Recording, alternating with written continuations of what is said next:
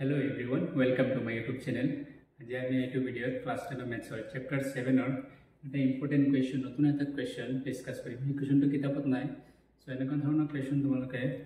final এক্সামত পাব পাৰা so question to চাই লম কি হৈছে আমাৰ question কৈছে যে আমি প্ৰমাণ কৰিব লাগে যে 1,0 0,b আৰু 1,1 তিনটা বিন্দু দি আছে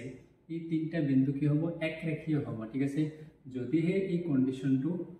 হোল্ড কৰে ঠিক আছে কন্ডিশনটো কি 1/a plus of 1/b equals to 1 যদি হয় তেতিয়াহলে প্রমাণ কৰিব লাগে যে এই বিন্দু তিনটা একৰেখীয় হ'ব যদি এইটো হয় ঠিক আছে সো এইটো কেনেকৈ প্ৰমাণ কৰিম সো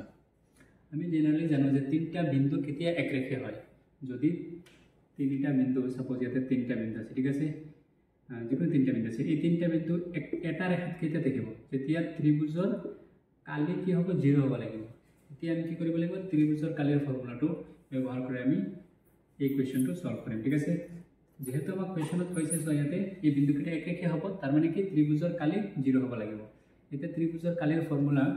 কি আছিল আমি লিখো সো এটো সলিউশন কেনেকৈ কৰিবা সো ঠিক আছে ইয়াতে এইটা পয়েন্ট দিয়া আছে এই তিনটা পয়েন্ট একরেখীয় ঠিক আছে এটো ধৰা x1 এটো y1 এটো x2 এটো y2 এটো ধৰা x3 এটো y3 ঠিক আছে এতিয়া আমি জানো যে we know আমি কি জানো ত্ৰিভুজৰ কালি যেহেতু বিন্দুকেইটা একৰেখীয় এতেকে বিন্দুকেইটাৰে গঠিত ত্ৰিভুজৰ কালি কি হ'ব ধৰা এতে লিখাম ধৰা হল ফাৰ্ষ্টত লিখিবা ধৰা হল a 0 b 0,b আৰু c 1,1 বিন্দুকেইটা একৰেখীয় ঠিক আছে বিন্দু কেইটা একরেখীয় ঠিক আছে এতে কি হ'ব যদি একরেখীয় হয় এতেকে ত্রিভুজ ABC এর কালি কি হ'ব লাগিব 0 হ'ব লাগিব ঠিক আছে ত্রিভুজ ABC এর কালি ইকুয়ালস টু কিমান হ'ব 0 এতিয়া ত্রিভুজ ABC এর কালি ফর্মুলা আমি কি জানো ত্রিভুজ ABC এর কালি ফর্মুলা আছিল 1/2 এটা বাহিৰত আছিল এটা ফৰ্মুলাটো কেনেকৈ লিখা যায় এটো ট্ৰিক এটা মই ভিডিও অলৰেডি বনাই ৰাখিছো তোমালোকে যদি চোৱা নাই তেতিয়াহলে ডেসক্ৰিপচনত লিংক দি আছে তাৰ পৰা চাই ল'বা সো মই ফৰ্মুলাটো মুখস্থ কৰিব নালাগে তোমালোকে যে ডাইৰেক্ট লিখিব পাৰা সো মই কেনেকৈ লিখো ফৰ্মুলাটো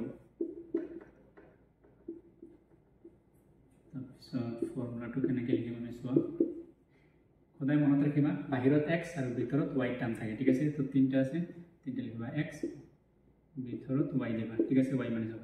এতিয়া ইয়াতে নাম্বাৰিং আছে নাম্বাৰিং বিলাক কেনেকৈ কৰিবা সো 1 2 3 তাৰ পিছত 2 3 1 3 1 2 এইটো হল ফৰ্মুলা ঠিক আছে এই ফৰ্মুলাটো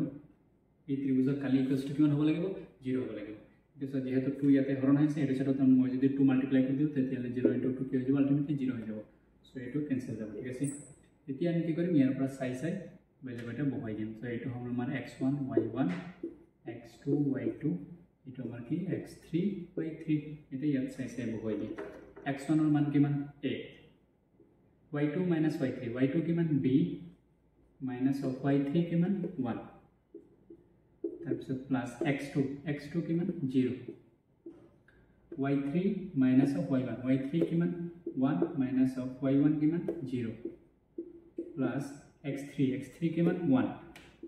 আৰু y1 minus of y2 y1 কিমান 0 minus of y2 কিমান b সো ইয়াতে b বহাই দিয়ে ইকুয়ালস টু 0 হ'ব সো এতিয়া সো জাস্ট একনাই সিম্পলিফাই কৰি দিয়া a * b কৰিলে কিমান হ'ব ab a * -1 কৰিলে -a পাম যেহেতু এটো 0 পূৰ্ণ হৈ আছে এৰ লগত তো এই পুৰাটো 0 হৈ যাব এটো বাদ দিয়া প্লাস 1 * 0 কৰিলে 0 1 * -b মানে এটো minus of b equals to কিমান 0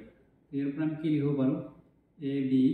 equals to minus a এটা যেটা গলে প্লাস a minus b এটা গলে প্লাস অফ b ঠিক আছে তো ab equals to a plus of b এতিয়া আমি সোয়া কন্ডিশন কোনটো এটো আনিব লাগে সো এতিয়া আমি এই কন্ডিশনটো কেনেকৈ আনিম একো নাই জাস্ট কি কৰা ab দি ডিভাইড কৰি দিয়া আছে সো এটো কিমান হ'ব a plus of b divided by ab equals to 1 হ'ব ঠিক আছে ab to সোয়া ইয়াতে কোনছে এটা যেটা গলে এটো কি হ'ব হরণ তেনেকৈ যাব ab সো মই এটো লিখিছো a plus of b by ab এটো সেটা 1 থাকিব তো equals to 1 এটা আমি এটা কন্ডিশন আনি কেনেকৈ আনি একো নাই জাস্ট সো এটা এটা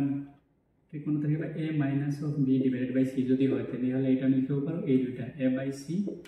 minus of b by c এনকা লিখিম সো এই b টো তেনেকুৱা কি কৰিম a বাই এইটো লিখিম a বাই এইটো a ইনটু b তাৰপিছত প্লাস আছে প্লাস ইন দিয়া b by a into b হ'ব b by a into b এতিয়া so a cancel b cancel because 1 আছে দিয়া কি থাকিল ওপৰত 1 ইনটু b তাৰমানে 1 বাই b ওপৰত 1 আছে তলত b আছে তো এটো হ'ব 1 বাই b প্লাস ইন দিয়া ওপৰত কি আছে 1 আছে 1 বাই a plus of 1 by a equals to 1 so I'm condition to pay 1 by a plus of 1 by b equals to 1 so it is सीधा के लिखो पर 1 by a plus of 1 by b equals to 1 so एटु हल आमार प्रमाण एकु নাই just আমাক কোৱেশ্যনত কি কৈছে বিন্দু কেইটা একৰেখীয় সো আমি জানো বিন্দু যদি একৰেখীয় হয় তেতিয়া হলে কি হ'ব ত্ৰিভুজৰ কালি 0 হ'ব লাগিব জাস্ট ত্ৰিভুজৰ কালিৰ ফৰ্মুলা এটু x1 y1 x2 y2 x3 y3 বহাই সো আমি কন্ডিশনটো পাই গৈছো সো যদি ভিডিওটো ভাল লাগিছে তেতিয়াহলে চ্যানেলটো সাবস্ক্রাইব কৰি ৰাখি দিবা এনেকা মোৰ চেনেলত তোমালোকে প্ৰতিটো চেপ্টাৰৰ নতুন নতুন কোৱেশ্যন পাবা যেবিলাক কোৱেশ্যন তোমালোকে এইচএসসি ফাইনেলত এক্সপেক্ট কৰিব পৰা যায় এনেকা ধৰণৰ কোৱেশ্যন আহিব পাৰে তোমালোকে নতুন নতুন কনসেপ্ট শিকিব পাৰে যে নতুন কোৱেশ্যন আহিলে কেনেকৈ আমি অ্যাটেম্প্ট কৰিব পাৰো সো